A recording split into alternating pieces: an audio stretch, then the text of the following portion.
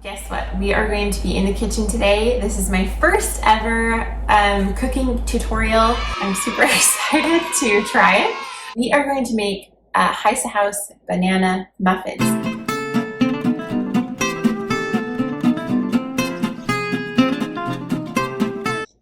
I got some cute of you close up. You guys are gonna see how I cook, which is not precise at all. This is so easy. We probably make it once a week. So, one bowl here, one bowl.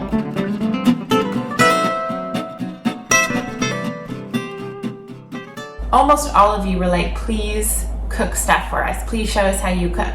The thing we probably make the most in this house is banana muffins. These I've baked over the years, over and over again. It's my grandma's recipe that I have altered to make it gluten-free and a little more healthful. Our family loves it and enjoys it, and it's meaningful. And these are muffins that I have baked for countless people, company and Bible studies and book clubs and things. So if you've been in our home, you've had these muffins before.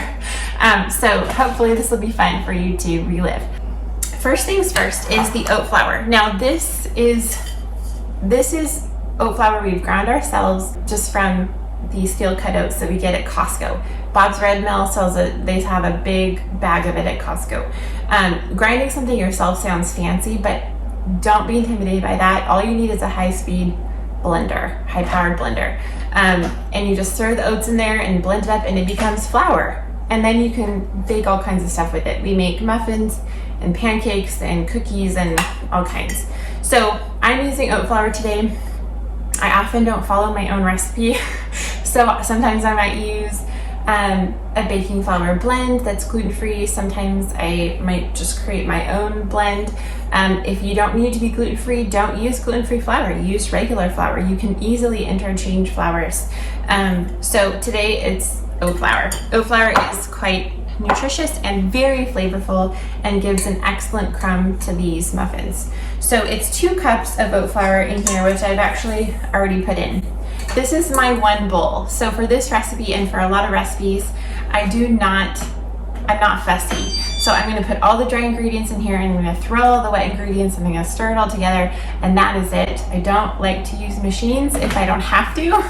So I like to just use my hand and stir it up and call it a day. Second is a 1/4 cup of sugar. We love to use maple sugar or maple syrup. If you use maple syrup, your muffins will have a slightly different texture because of the moisture. So I usually just lessen the amount of milk that I put in so that it's not too wet. If I use a granulated sugar like this, then I'm going to add a little bit more liquid just to make sure that the muffins aren't too dry. Maple sugar, it's hard to find in the store at a good price, so I order this on Amazon and it looks like that. I don't measure perfectly, as you can see. I just kind of pour it in and in it goes. The next thing is the baking soda. So it would be 1 teaspoon of baking soda, and I've already put some in the flour from an earlier take. So 1/2 teaspoon of salt. I think salt is really important to baked goods because it helps the baked good not taste too sweet. My grandma's recipe originally called for 3/4 cup of sugar. Now, no matter what recipe I'm baking, I always cut the sugar amount in half. The human body just does not need that much sugar for it to taste sweet and delicious. That's a really good tip if you want to cut down on your sugar intake in a way. I mean, a little bit of sugar is good, but if you want to cut it down a little bit and still enjoy your treats, it's a very good way of just kind of staying healthy and still enjoying things. You just don't need that much sugar. So we've got flour, sugar, baking soda, salt. I'm just gonna mix it together here. The next part is the wet ingredients. So this is a cool trick. You guys probably already know this, but in case you don't, so I use frozen bananas. So when your bananas start going brown on the counter, I really don't like any brown on my bananas. So the minute they start going brown, I am going to throw them in the freezer. Then they're in the freezer, and then when you're ready to make muffins, you pop them out into a bowl of warm water, and they defrost so fast. Even just on the counter in a bowl, they defrost very quickly. But what happens when they defrost is they turn into liquid. And so it's very easy. You don't have to spend a whole lot of time mushing them because they're liquid. If I just pop the bottom off, it's like a little tube, and then I just literally, this is really gross, you guys, but I just really slide it on out. Okay, that's just so disgusting. But that's what I do, and it's so nice because when you mix all the wet ingredients together, you're not having to get that fork and like squish all that banana down. Milk. We currently do not do dairy milks in the house, but we do like almond milk and oat milk and hemp milk and all kinds of milks. And so far my favorite is oat milk. This is the brand that we like. Because I'm using a dry sugar, I'm not using maple syrup, but I'm using maple sugar, I'm going to probably do a little bit extra liquid. So 2 tablespoons is the original recipe. I'll probably do 3 tablespoons. Okay, egg, 2 of them, right in. As you can see, I'm not fussy about anything. I just like put it all in a bowl and stir it. That's how I get things done quick. And this is the secret ingredient, apple cider vinegar. This actually creates kind of a buttermilk flavor, and with the banana muffins, it is so delicious. It is so delicious. Anytime a recipe calls for buttermilk and you don't have buttermilk or you don't want to use dairy, what you do is you take your amount of milk that you need. So if it calls for a cup of buttermilk, you're going to add a cup of milk, and to it you're going to add 1 tablespoon of apple cider vinegar. And you can let that set in the milk if you want to be all like prepared and everything, which I hardly ever am. I just threw it all in a bowl together. It will eventually sour it so that you get that buttermilk flavor. It is amazing. You can use the same technique with any milk, coconut milk from a can. It doesn't matter what it is. You can totally make buttermilk from anything. And it's 3/4 cup of oil. Now, the original recipe calls for 1 cup of butter. I love the butter. I do. However, it makes it really a lot heavier and I think flatter because of all the milk solids in it. Right now we're loving the avocado oil. We get this from Costco, but you can use melted coconut oil, any oil you want. You can use butter too, because obviously that would be amazing. So 3/4 cup of oil goes right in. And as you can see, I'm not using any special measuring, like liquid measuring versus dry measuring. It does not matter. I've got my oven set at 425. This is gonna bake for 18 minutes. I literally grab a fork and start stirring. If you want to use a hand blender, I've got it set up right here. Like we could just use that too, and I may, but sometimes I don't even care about that and I just stir. You can see the baking soda starting to work. It's getting fluffy and bubbly. And also the apple cider vinegar is reacting to the baking soda, and that's making it extra fluffy and light. So you don't want it super, super wet. It's going to be even globbier than this, not globbier, but it's going to thicken as it sits, because that's what all flours do, is they absorb liquid, they thicken, right? And it takes oats a little bit longer to absorb liquid, kind of like when you cook steel cut oats versus like the quick oats that have been rolled. Quick oats take so much less time because they're flattened and kind of processed, but the actual oat itself takes a little bit longer to cook. So same deal with liquids kind of working their way into the grain. So what you can do, and sometimes I do this, but most of the time I don't because I don't care and I'm usually in a hurry. So you can let it sit and it will just develop its flavors. You can let it sit for, I don't know, 5-10 minutes, and it will thicken and develop its flavors. Now, I usually make mini muffins. I know that sounds like a pain in the butt. I don't know what it is about people when they're over, they're like, I don't want to take a whole muffin.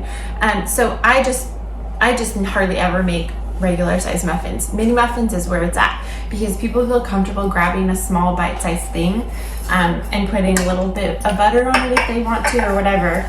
They're not awkward about it. So I line it with muffin papers. That's magic. If we don't have that, then just spray, I just spray it down with coconut spray or whatever. Now, this is my little favorite trick. Do you guys know about this? This is a cookie scoop.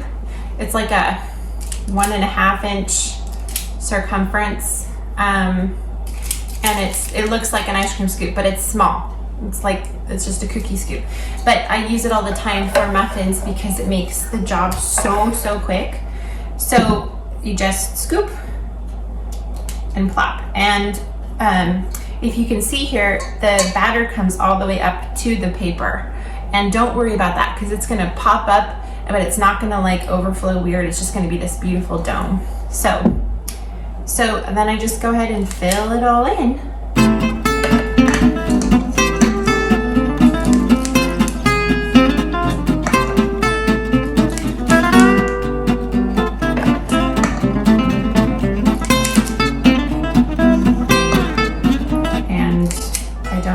Messes, as my husband and my mom-in-law can attest to. They're the ones always doing the dishes and cleaning up after me. And I'm definitely not a tidy cook. But I do feed them and they're happy about that. So it's kind of a mutual team effort. And also, I don't know if you can see this, but my banana is not perfectly mixed in. There's like little tiny banana chunks, and I enjoy that. If you don't enjoy that, then you can do this entire recipe in the blender. Literally, grind your flour and then pop the lid off, throw all the other ingredients in the blender, blast it up. And that's how actually my mom-in-law loves to do it, because she loves to make this recipe too. She just throws it all in the blender and it's done lickety split. But since I have an aversion to machines, I hardly ever do that. Plus, I don't like all the batter wasted in the bottom. Back in the day, like growing up, it was always Pam. There was like a Pam spray. But canola oil is super unhealthy for our bodies. And so I have found lots of alternatives to that. Alternative sounds like a weird word, like you're just settling for less, but you're not actually. So there's coconut oil spray. This is a really awesome one. And then here's another option, organic extra virgin olive oil spray. So I've got 2 pans. One's gonna go on the top shelf, one's gonna go on the bottom shelf, and they're gonna bake at 425 for 18 minutes.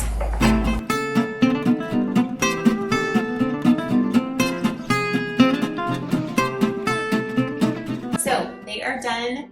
They're out of the oven. Now I wanted to show you that the muffin itself is, because it's oat flour, it's not going to be like super high and pillowy. You're going to get that from a regular flour or a gluten-free flour blend, because the oats are heavier and they're not as ground as fine. So they're not going to raise as high, but who cares if it's delicious? I'm going to show you the texture of this. Now, with oat flour, when they're still hot, they are a little bit crumbly. But as they cool, they actually tighten up and congeal together more. So I have a resident taste tester here. My favorite. So we love, okay, gentle, it's hot. We love the, look how yellow this butter is, the Kerrygold, the Kerrygold butter from Costco. You guys, it's so yummy. And it's so good for you. And this is usually how these are devoured.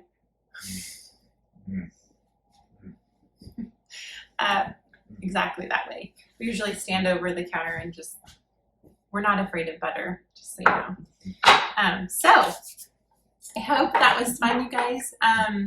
Don't be afraid to cook things for people. It's such a blessing. Food is a love language. And the more The more you feed people, the happier they are. That's what I've learned, at least. I would love for you to come over to my house and eat some muffins, but make these for your people. Make these for your friends and your neighbors. And I will post the recipe below.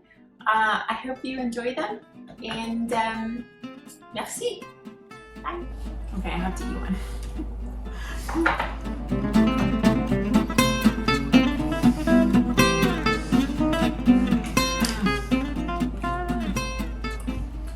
You guys, the butter is really where it's at.